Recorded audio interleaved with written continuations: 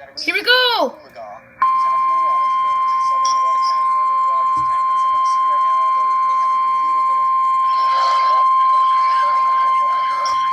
The National Weather Service in Tulsa has issued a tornado warning for northern Craig County in They're doing it right now! They're doing it right now! northeastern Nowata County in northeastern Oklahoma until 3 WNG 644!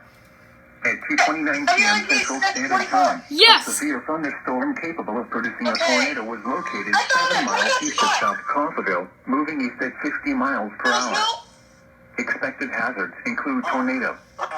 This is a radar-indicated threat rotation. The following impacts are expected. I knew I was gonna catch something. God damn it!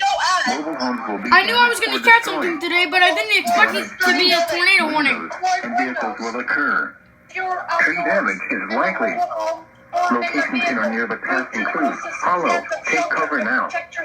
Move to a basement or an interior room on the lowest floor of a sturdy building. Avoid windows.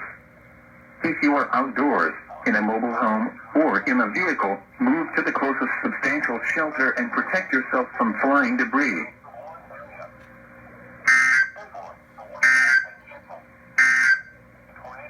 The tornado